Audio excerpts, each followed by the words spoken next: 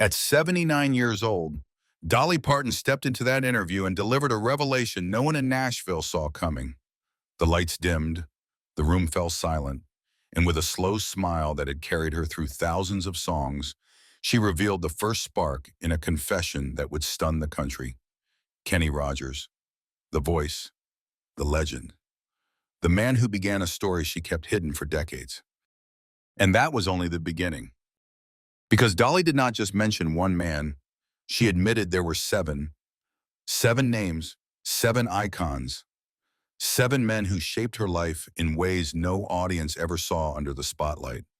Men whose records filled entire generations, men whose legacies shaped American music, and men who each held a part of her story that she never dared to share until now. This is the moment everything changes. The truth behind the duets, the chemistry behind the glances, the fire behind the music, and the top seven men whose names will leave you breathless when you hear them. If you are ready to follow her down the roads she walked in secret, make sure you subscribe to the channel. And before we begin, tell me in the comments where you are watching from. I would love to know where you are joining this story from. The first name she released into the room drifted out with the slow sweetness of warm honey, Kenny Rogers. The sound of it alone makes the light seem softer and the air feel heavier, as if every secret she had ever carried was waking up at the same time. People knew him as the silver-bearded king who sold more than 100 million records and filled arenas from coast to coast. But the version she began to describe was not the legend on the billboards. It was the man behind the curtain, the one only a handful of people truly ever felt. Working beside Kenny felt like stepping into a river that already knew where it wanted you to go. There was a pull in him that did not need words. On stage, it looked like harmony. Off stage, it was something far deeper, something that glowed under the skin. He had a way of watching a person that made the rest of the world fade out, like he was tuned into a private signal only the two of you could hear.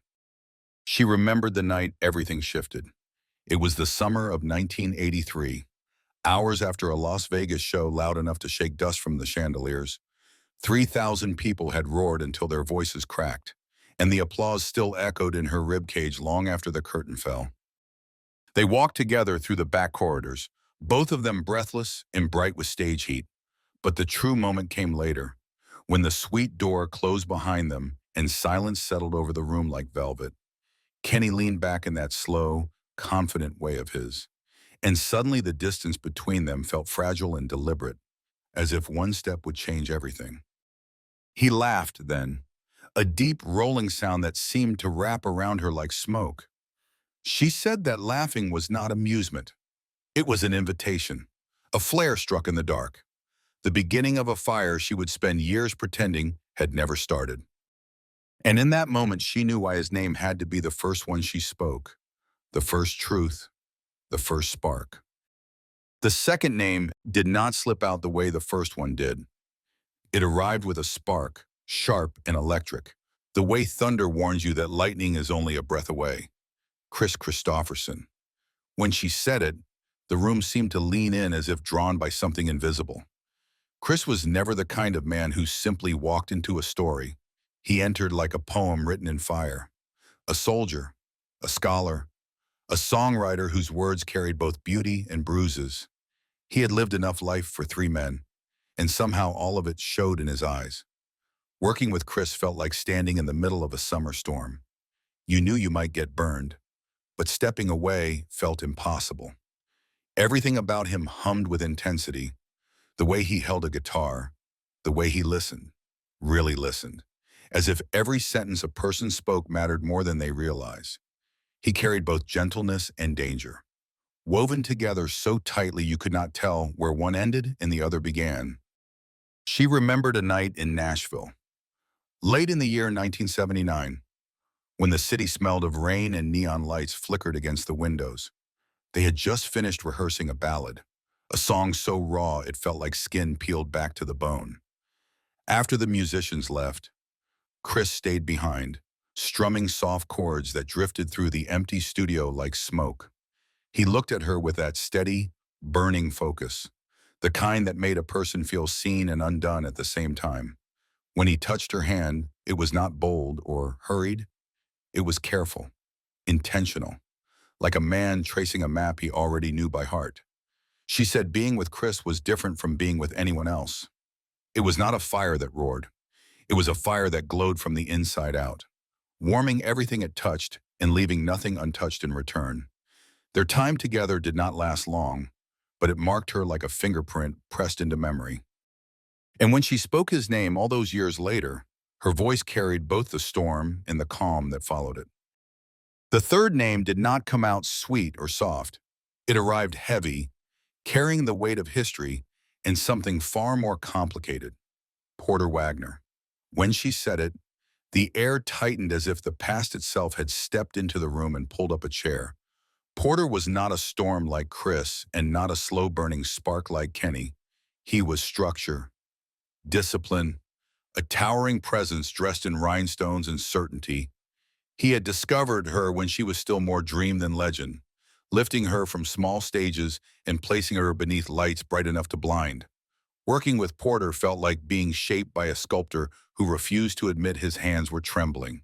He pushed, guided, corrected, praised, and frustrated her in equal measure. He saw things in her voice, in her spirit, before she ever learned to see them herself. That kind of vision can feel like love even when it is not spoken aloud. She recalled a night in the autumn of 1971. The show had ended and the dressing room smelled of hairspray, fabric glue, and unspoken words. Porter had dismissed everyone with a single gesture, leaving only the two of them in the narrow room lit by buzzing bulbs. He closed the door and rested both hands on the counter, his reflection and hers tangled together in the mirror. There was no music playing, yet the air carried a rhythm, a tension that pulsed beneath the surface like a river under ice. Porter looked at her the way a man looks at the one thing he cannot control but desperately wishes he could.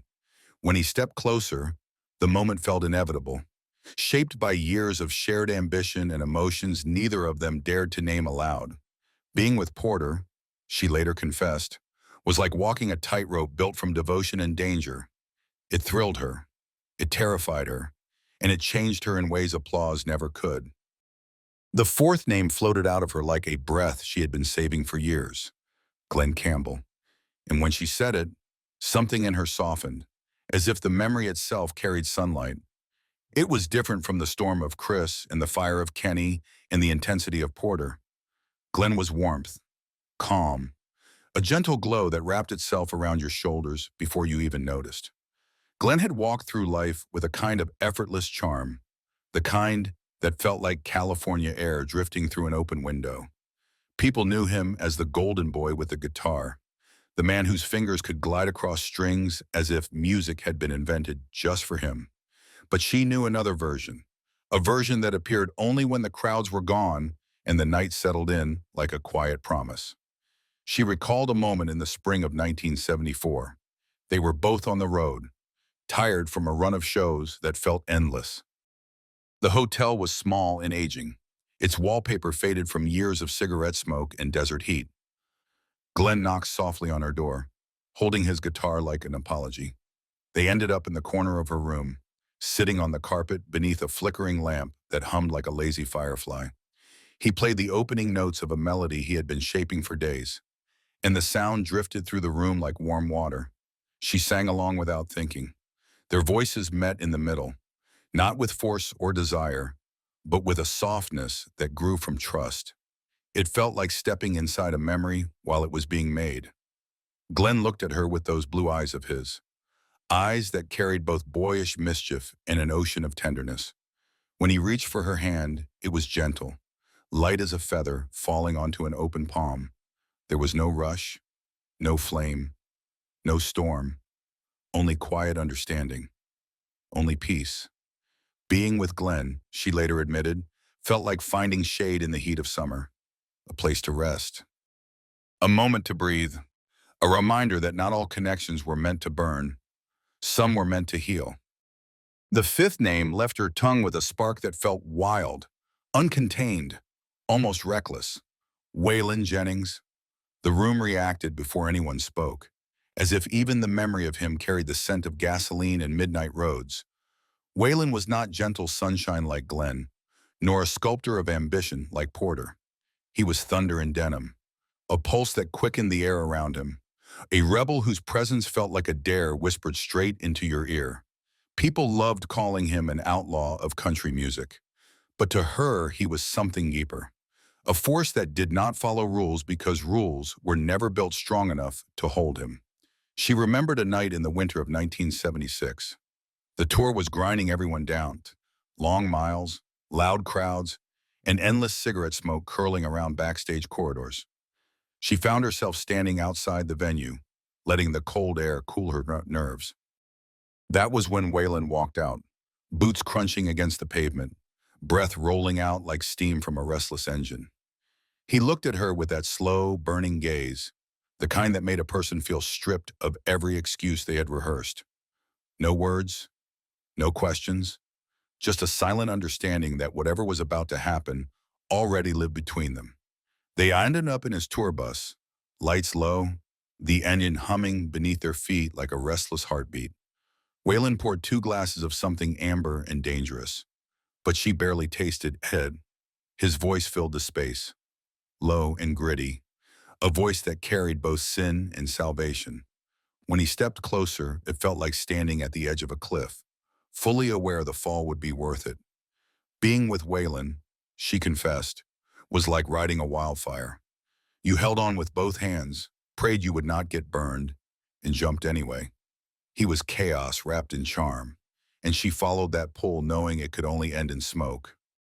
But oh, how bright it burned. The sixth name drifted out of her like a warm sigh held too long. Willie Nelson.